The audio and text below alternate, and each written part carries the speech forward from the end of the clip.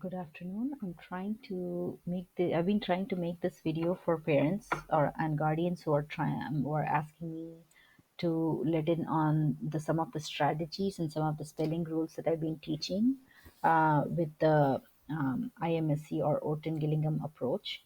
One basic spelling rule is 111 rule that I would teach them. But before I teach the 111 rule, first they have to know what a syllable is, and they also need to know their vowel sounds and their consonant sounds. So after teaching them all consonant sounds and vowel sounds, the short and the long vowel sounds, and also teaching them what a syllable is and how many syllables in a word, then I would go ahead and teach them the 111 rule. Um, and I also have to teach them the digraph. Like, what's a digraph? Digraph is when you have a CH, WH, SH, and TH, and then the varying sounds of TH. TH has the sound, and also the voiced or the sound, like that, this. And then there is also like some, thin, thick, those words, right? So those variations in the digraph of th. So I would teach them that. Then after teaching them all that, I would reviewing them uh, before every lesson or every day. Then I move on to the 111 rule. 111 is basically a spelling rule when they are it doesn't matter when they are yes, it does matter sometimes when they are trying to read, but also mostly for spelling. So under 111 there are five uh, reasons why you would have to check if your words follow the 111 rule, words or syllables in a word. Sometimes you'll have multi-syllable words, and those words would have one syllable which follows the 111 rule, right?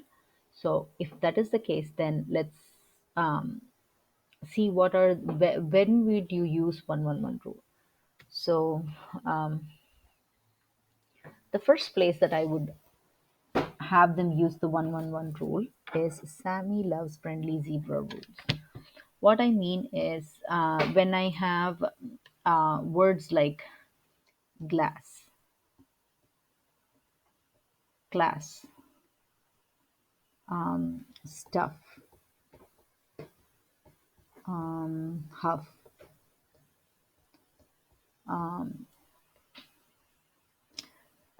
still, or fail, or even full, right? And then full is an exception. I'll tell you why. Because full doesn't follow. The U is not a short. We don't say full, we say full. And then bull too, right? Bull.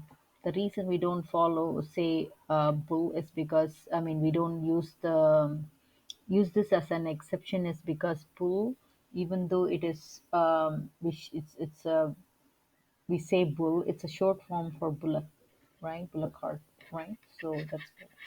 And then F, we addressed F, and Z would be buzz, fizz.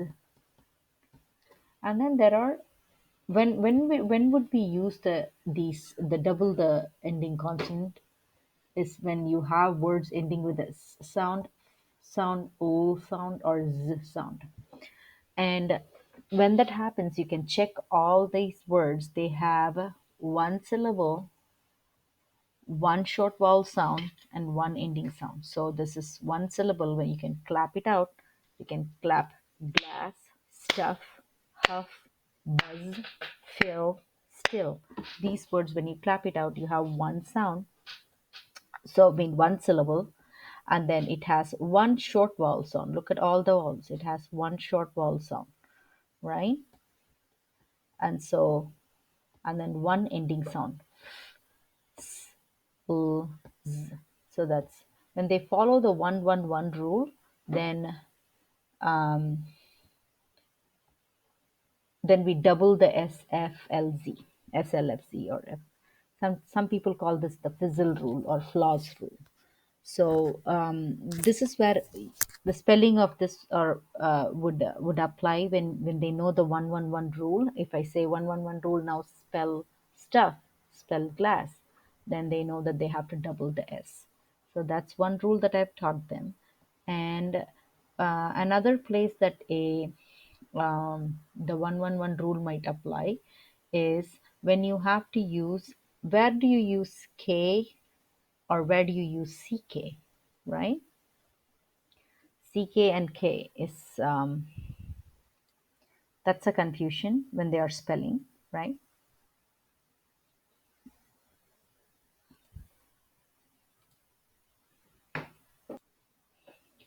So moving on to the 111 rule for K sound or CK sound.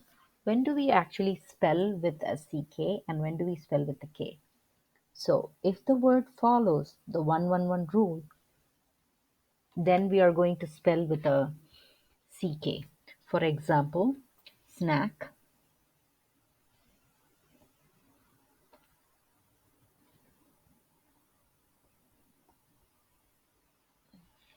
Okay, I can't write today.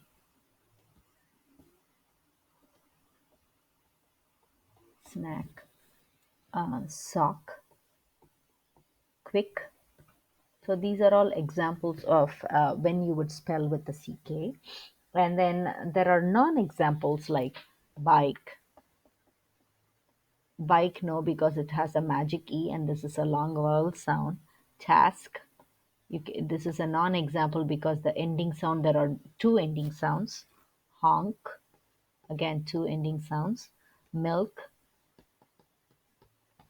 sulk. These are all words where you would spell with a K because there are two ending sounds in these words and this one has a long vowel sound. And so is perk. Perk is because it has the R control vowel. Um, some of the two syllable words that I would have them introduce to them because it's that spells with CK is backpack.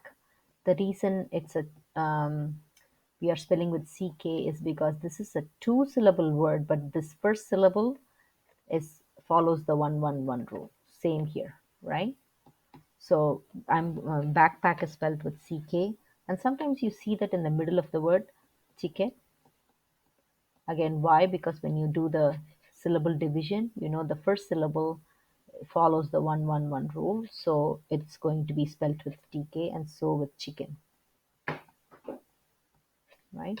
You know how to spell chick and chicken, and then it's a two syllable word where one of the syllables follow the 111 rule. So I would teach them the CK and um, the next. So then first we saw the Sammy Loves Friendly Zebra rules for SFLZ. And then the second spelling situation where they would be using the 111 is the CK. The third is TCH. So for TCH, so for example, if you're going to spell with watch, um, catch, stretch, you can see that all these words have follow the 111 rule, and therefore so there is a short vowel before them, so you have to add TCH. and it and then some of the non-example I would go is reach because EA makes the long A sound. Lunch. Lunch is it has two ending sounds. Poach. Poach has a long O sound. Mulch. Mulch is because it has two ending sounds. So these are some of the non-examples. And then in a two syllable word where you would see them is um, kitchen. Very commonly, they would see this word kitchen, hatchet, satchel. So, when you're introducing new words like hatchet or satchel, I would give them examples that they can relate to in their lives, or I would even pull out an image on Google and then show them what a satchel is. But this TCH is kind of tricky because there are some 4 or 5 words that they may come across at this age, which do not, those do not follow the 111 rule.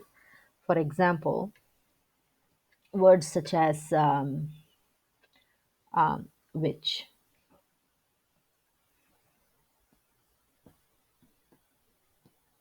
and then actually this which does follow the 111 rule, right? The Halloween witch.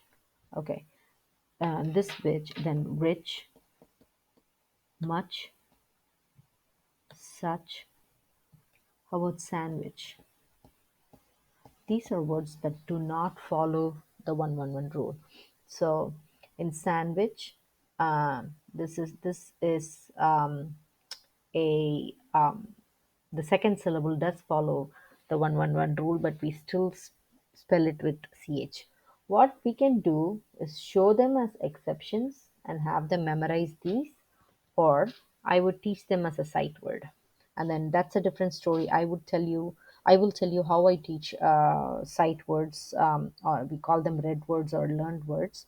They are red words because they need to stop and think from memory and then spell it. Whereas green words are go words, the other words are green words or go words where they can use the phonetic spelling. So they can use all the rules that they know. So I would actually teach them these exceptions too, as I'm teaching these.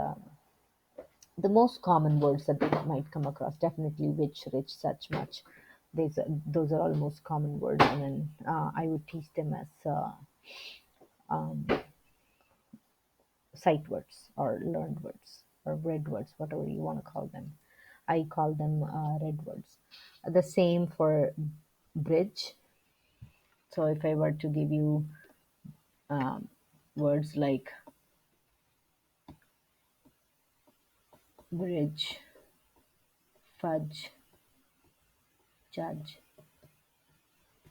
right? These are all exceptions. Some non-examples can be large, barge, surge, right? These are all non-examples. Why don't we use it? Use why don't why they are non-examples is because they don't follow the one rule. These are all control vowels, and I don't think there are any exceptions to the rules here. Mm, and of course you can have them look it up for multisyllabic words, and then have them separate the syllable divide, and then find out like which syllable follows the 111 rule, and then use the DGE or GE. So this is so we know about the Sammy loves friendly zebra rules. We learned about the CK rules and the TCH and the DGE. The last one in this series is doubling rule. This is very important when they are spelling because doubling the final consonant, we need to teach them the spelling rule. When the words follow when the words follow the 111 rule, for example, they are going to double the final consonant. This is what, when you have the word ship, for example, right? Ship, and you add ed, you will write shipped. Why shipped? Because ship, the root word, follows the 111 rule, and when you add a suffix ed to it, you're going to double the final consonant, right? Same with filled, filled, fill plus ed. Of course, uh, fill already has two L's in there. How about